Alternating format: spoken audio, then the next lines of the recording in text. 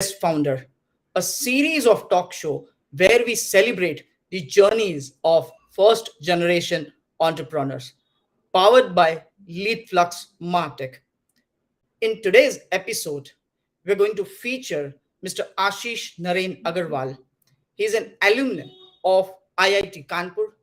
He has been an integral part of real estate industry from past 20 years.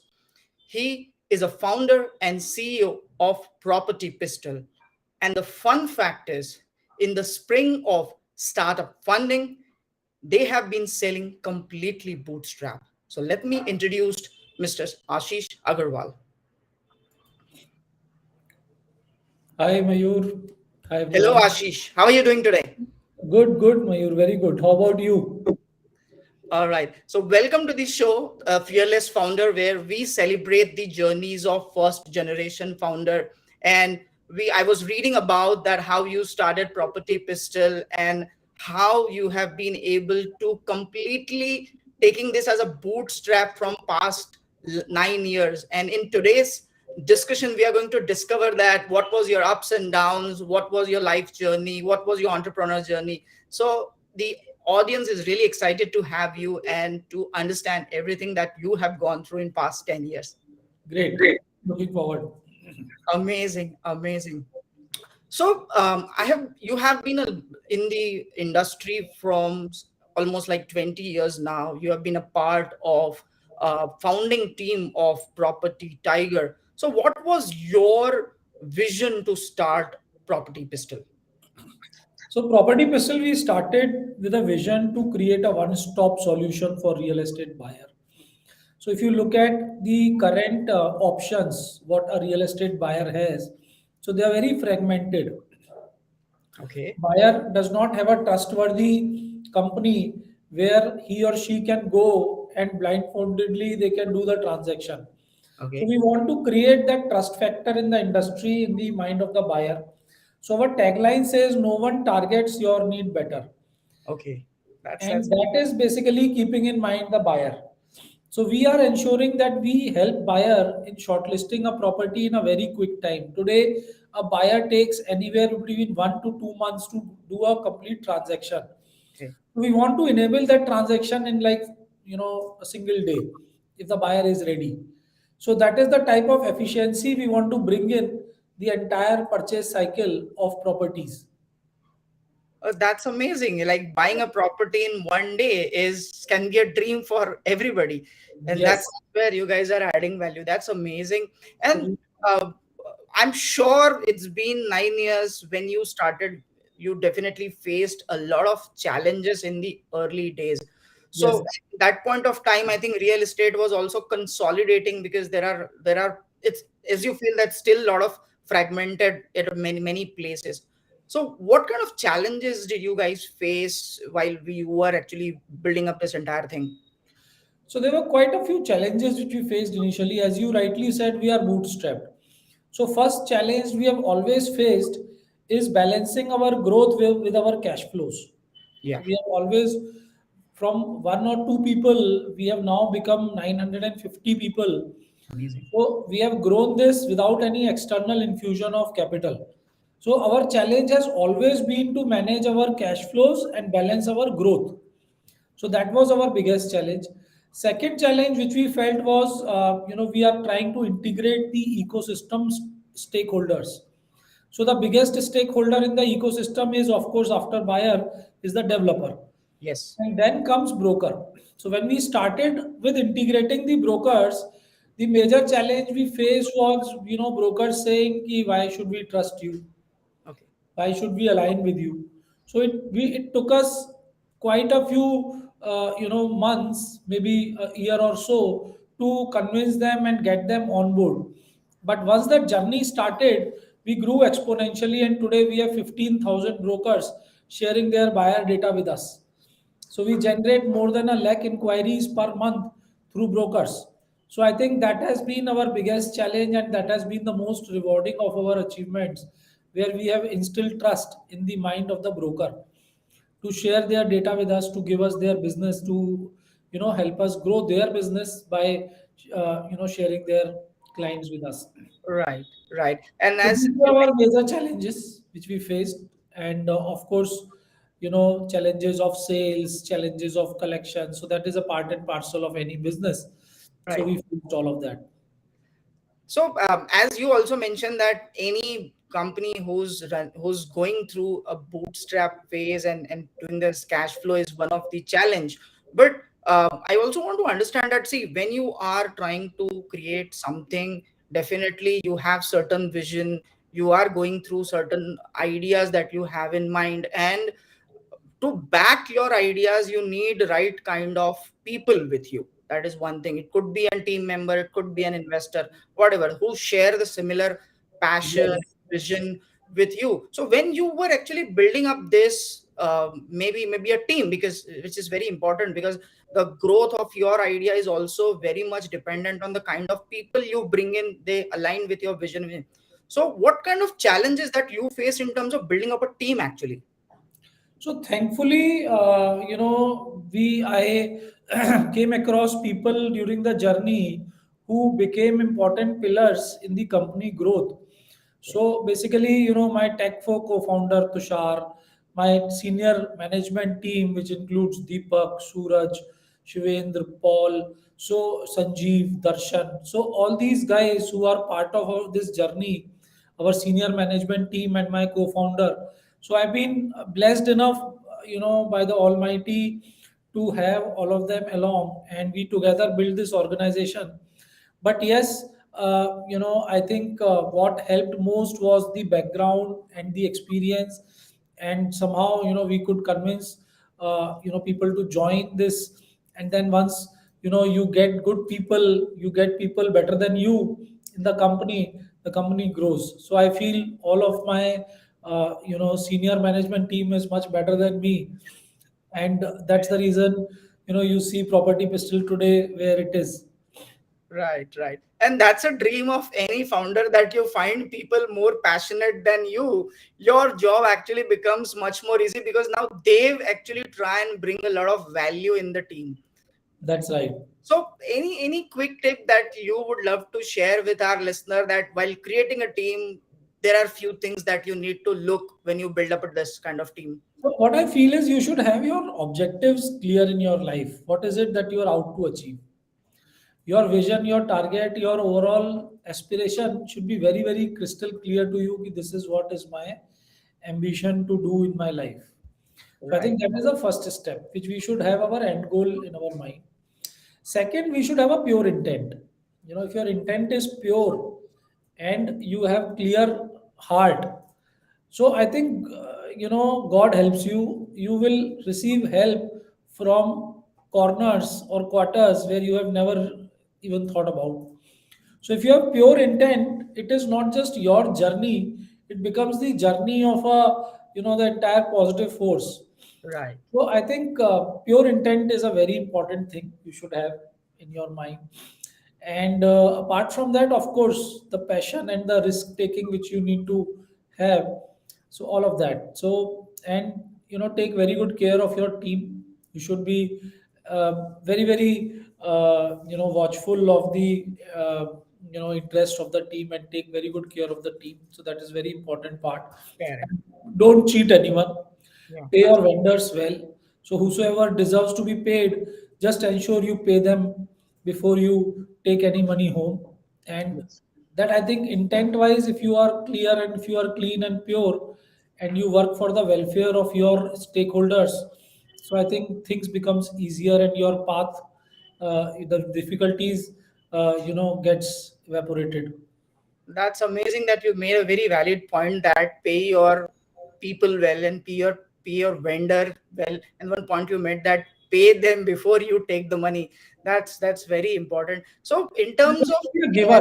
You cannot be a taker. You cannot be self-centric. If you are a giver, you grow. And if you are a if you are a self-centric person, so you can see across, you can see all around you that people who share, they grow, and people who think about themselves alone, they will continue to shrink. So that's right, why very, and that is one of the values which we have put as a company. That's amazing. That's amazing. So, what is the kind of ARR you guys have right now? What do you see in this? So ARR in terms of our in terms of gross merchandise value, we are doing $850 million in the gross merchandise value. So today, so we are selling. Last year we sold 5,000 plus crore worth of properties. So I think that is our current thing, and I think in terms of ARR, it is much more than that. But 5,000 plus crores we sold last year.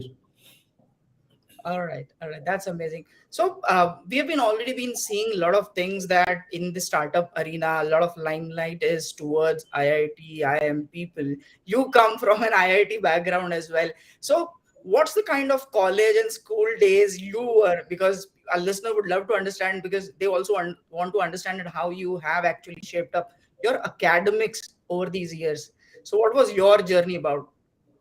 So academically, I was always into good hands. If I talk about my school days, I was in Mathura in convent CBSE school.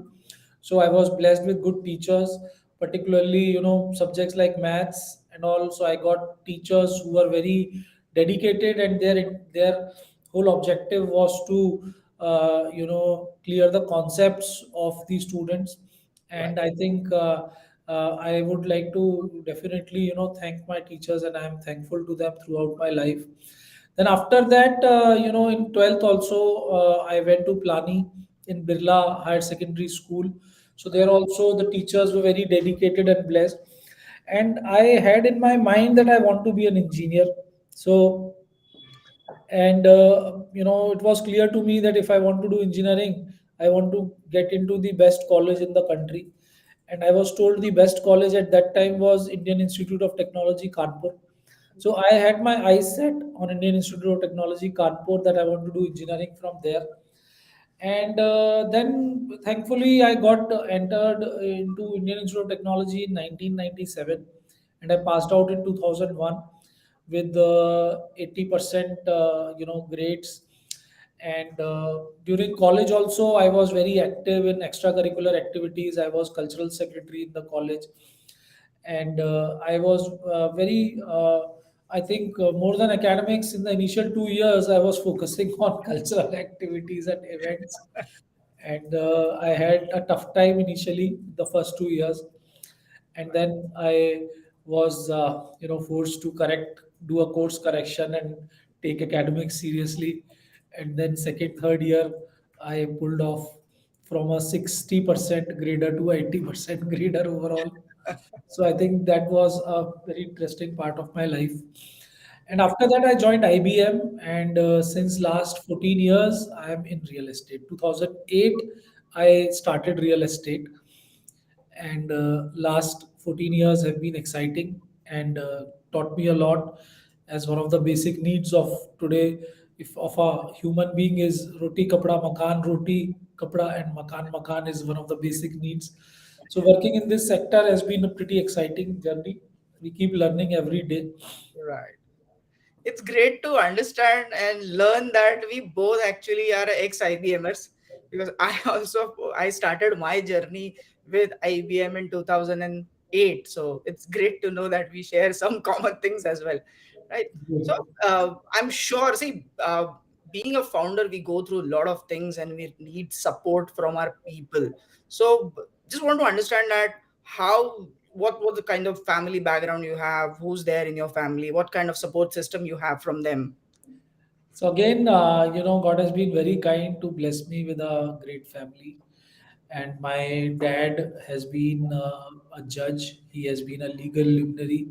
He's retired now. He stays with me, and always I've got support of my parents from my early childhood days. I've seen independence, and they've given me a lot of freedom, and this has helped boost the confidence. And they have allowed us to fail.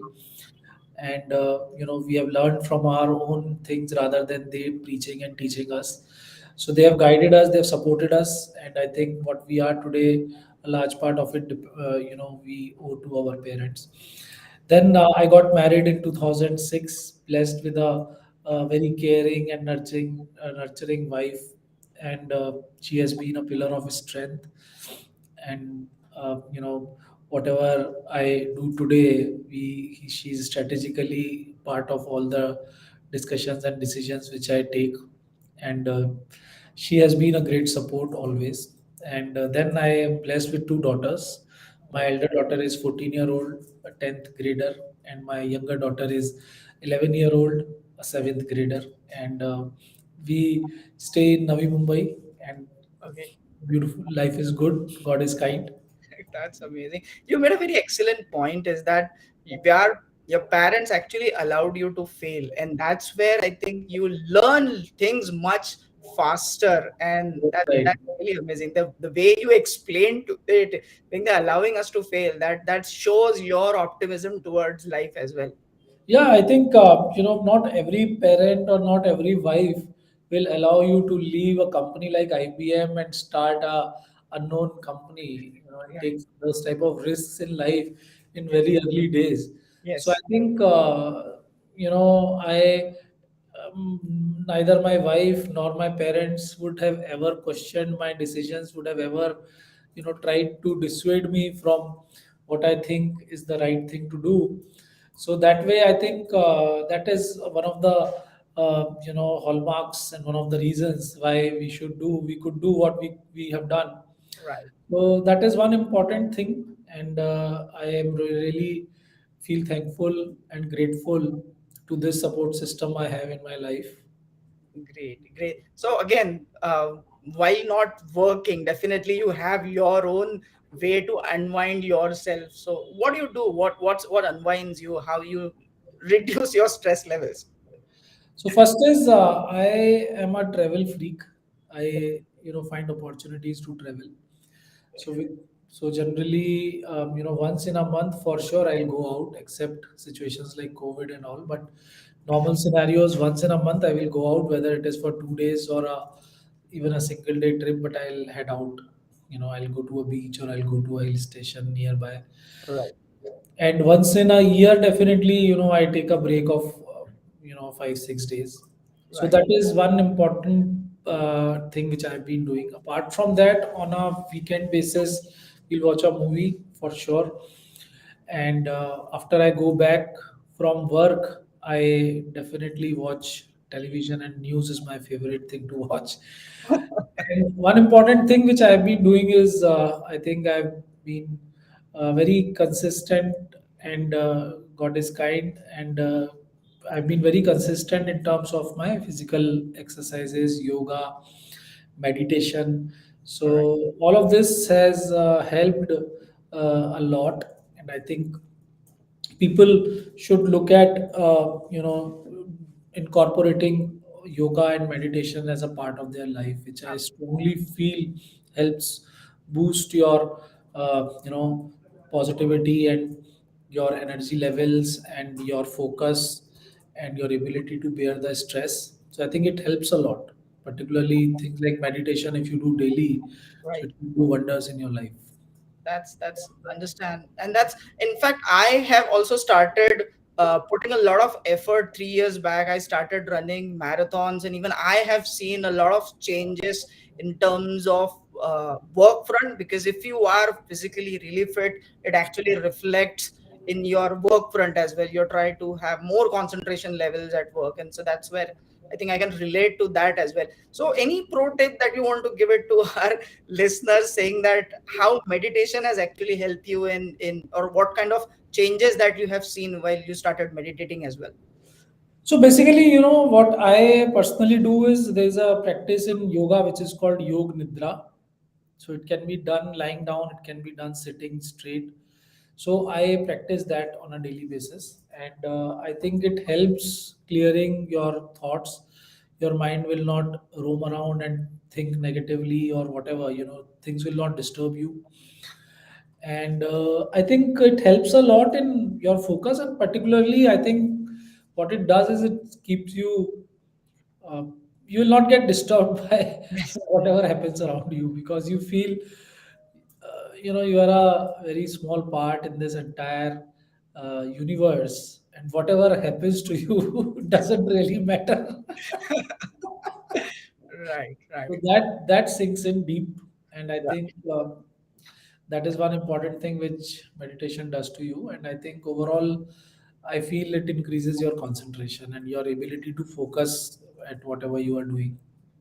Great, great. So we have been seeing a lot of hustle culture and the innovation and everything. So everyone is talking about digital transformation coming in various industries, and we have also seen some kind of an digital transformation has also come in real estate. So where do you see technology taking place in real estate, and especially the kind of segment you are serving? So what the disruptions you see?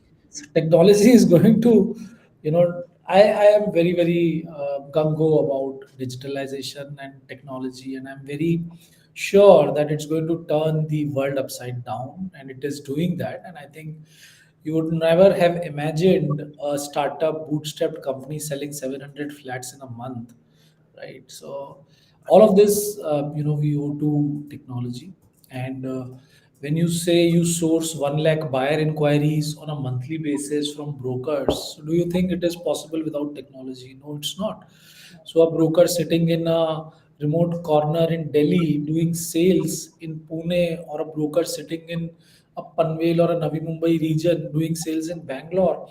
So all of that is enabled through technology. And Right, what we envision in future is, at some point in time, people used to say, specs cannot be, your spectacles cannot be sold online, your shoes cannot be sold online. But we are very confident that in some point in time, not too far in future, properties will be sold online, right? right, 90% of the entire property transaction will move online. right, And Property Pistol is a front runner in digitizing the real estate space in hmm, terms of sales and marketing. So I'm very, very, positive and a strong believer of tech and digitization of business. right, Particularly, real estate, has seen a lot of inefficiencies in the way properties are marketed, in the way properties are bought by buyers. So there's a lot of inefficiencies in the system. And after RERA, there are a lot of professionalism which is getting into it, and okay, people like us, people like me, Tushar, and our management team, a very highly qualified group of people. right, Plus, we have a lot of people from IITs and IIMs doing helping us in strategy. So this is a very qualified lot, which is going to change the way, a very important sector like housing functions, right? right. Housing is one of the biggest transaction a human being does in his or her lifetime. And Absolutely. if you buy a jewelry today of worth 10,000, type of experience you get, and you buy a apartment worth 1 crore and the type of experience you get, you see the difference, right? And if you go and buy a car, you get, if you buy a banking product, so there's a way in which people handle you, right? But in Right, real estate, nobody is thinking about buyer, nobody is thinking about how do we enhance the buying experience of the buyer. So right, Property Missile is doing just that, and we are day in day out trying to figure out how do we ease the journey of a real estate buyer. And right. That's technology is going to change the way this happens for sure. correct. A kind of examples that you have shared with us about how kind of things that is happening in the automobile industry where you go and buy a car. So do you also see that now things will start to take change in terms of lot of inception of augmented reality and virtual reality, because it's been happening, but somehow industry, the real industry where they have started accepting it, maybe because of something they don't use it well. But do you see that artificial intelligence along with augmented reality is also part of the industry now? 100%. All these technologies are basically, going to help a stakeholder in a lot of ways. Today, a buyer sitting in Dubai Hmm. has no means to experience a property in Bangalore or a Right, property in Delhi. But with AR and VR and the type of roadmap we have to develop technologies, we will ensure that buyer sitting in Dubai or any part of the world will be able to experience and evaluate a property by, as much as a physical buyer in the local vicinity. right, So we are doing that. What you see is what you get. So that's the type of experience we envision to give to our buyers, and that's very much a possibility and a reality which is going to happen very soon. So we have developed 36 real estate products in house in last 5 years, Wow. So which is a large a part of our journey is around this, where we want to give our buyers that type of experience. So virtualization of sales is definitely going to happen, Great. and we are aggressively moving in that direction. Right, right. So while starting up a company, you said you left something, you were not sure that what's the kind of future that goes lies. And I'm sure now in like 9 years you outshine a lot of things. Initially there was a lot of industry leaders who were giving you a tough fight. So do you had any career backup plan that if it doesn't gonna work, I'm gonna stick to something else as well, or you just went all in? So backup plan is basically, I think, what I felt was any point in time, if I give a call to my ex managers, they'll give me a job at any point in time. I have that confidence, and my managers have always told me that. Right. And when I was leaving IBM, my managers were, like every good employee, when he or she leaves, the Right. manager says, "Ki yaar, I'm not able to retain you.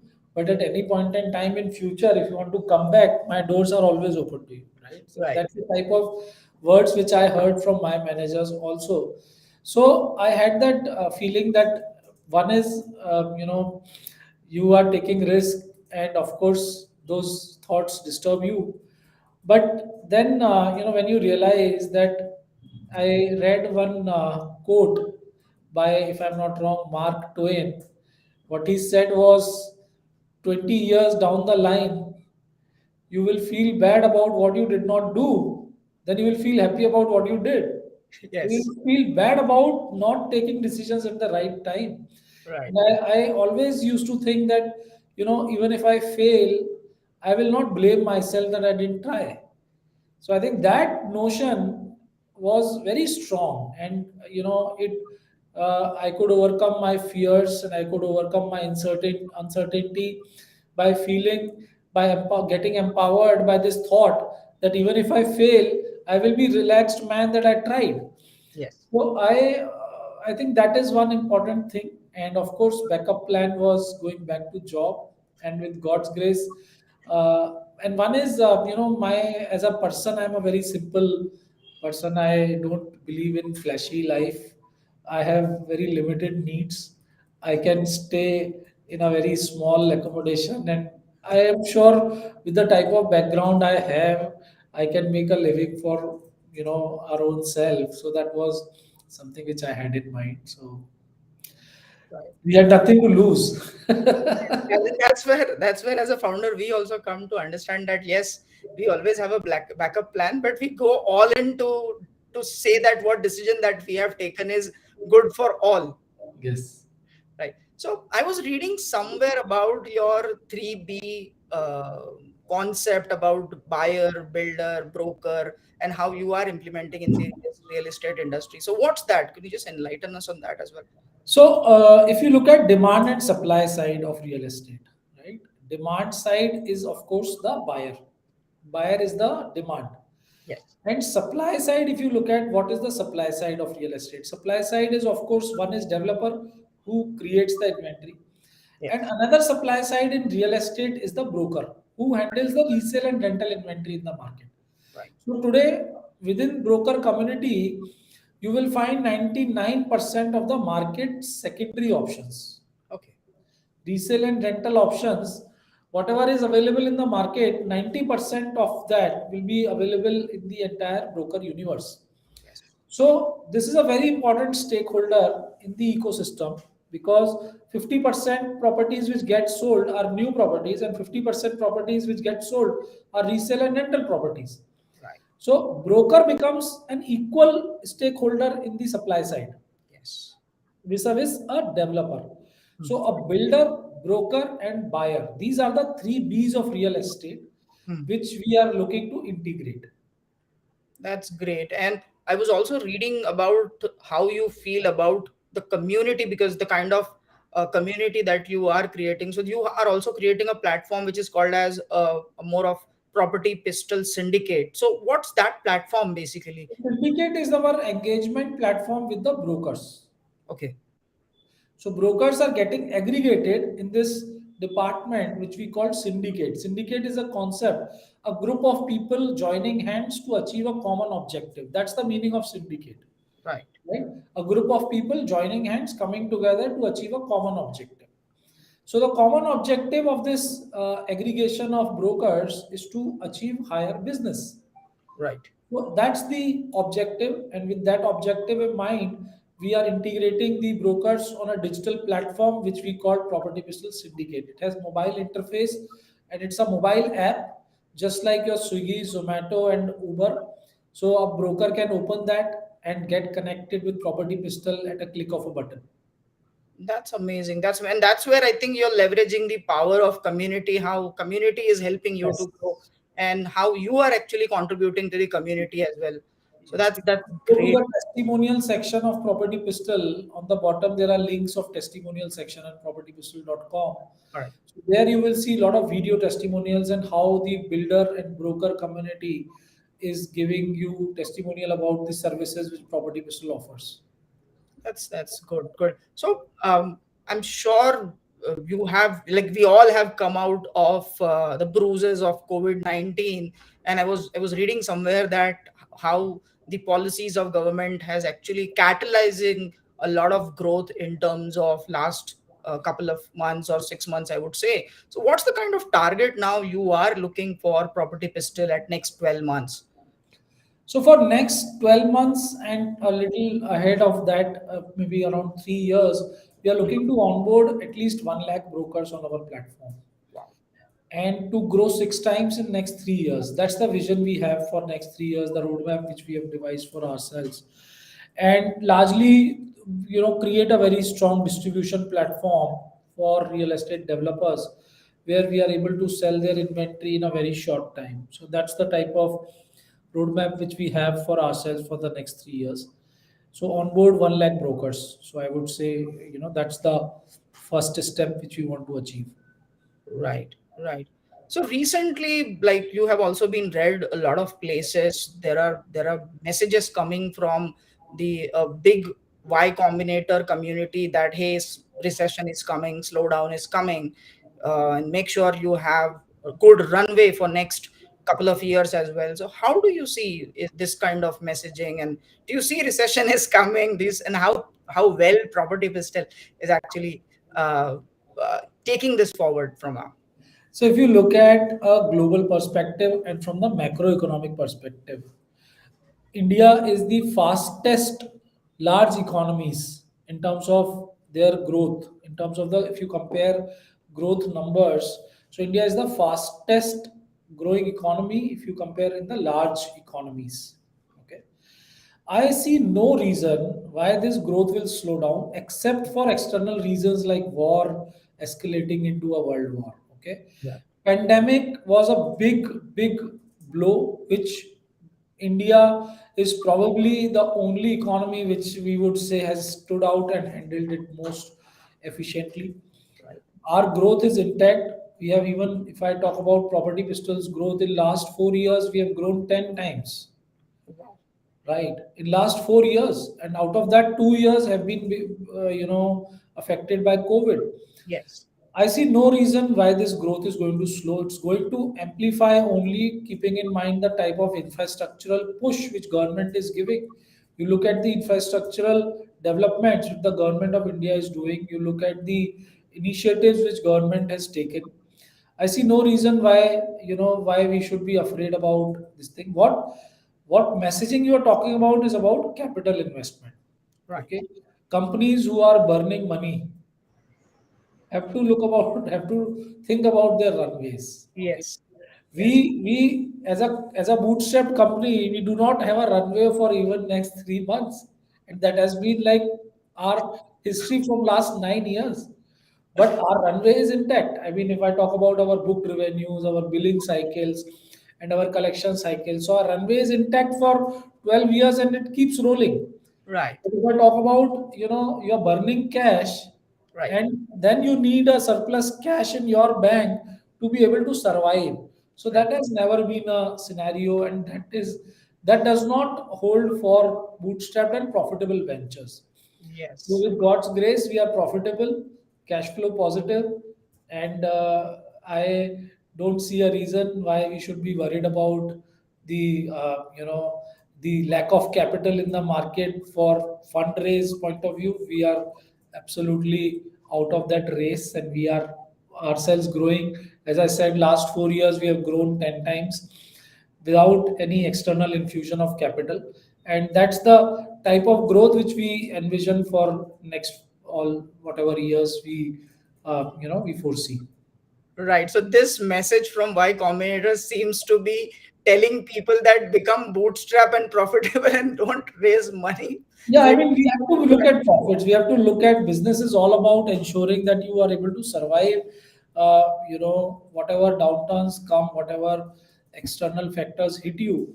So it's all about surviving, and businesses who are built on strong fundamentals and built on strong, philosophies, they survive, the test of times.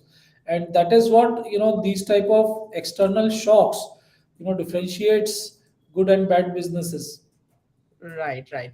This leads to our last question, Ashish, that if you are not solving a problem of real estate industry, which industry do you like to use your hands or you see your hands come going through? My second choice, as far as the career was concerned, was legal field. My dad has always been a legal luminary. He has been a very successful advocate, and then he went on to become a judge. He has been a very successful judge, handling a lot of big cases. So my always I was very passionate about the way the legal system works in India. And if I was not working in real estate problem solving, I would have done something in the justice space, in the Okay. legal space, legal framework of the country. How do we improve justice delivery?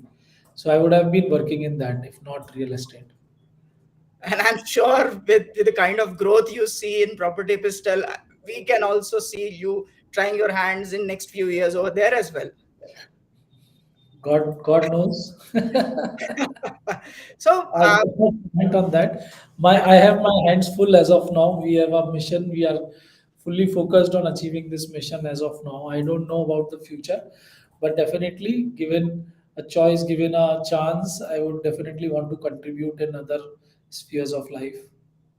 that's great. So, thanks Ashish for spending your amazing 40 minutes with us, sharing your knowledge about industry and how you are actually using technology to disrupt the industry and leveraging the power of community. So, this shows that your passion towards contributing towards the real estate industry, and we wish you all the best luck that you should achieve your targets every time. Any 2 cent that you want to give to a budding entrepreneur or who are coming from a small town or maybe not from an IIT background but they don't have such legacy, any Two 2 cent points. you want to share that with them? Two points. One is be practical. Okay, Right. be practical. Have your feet on the ground.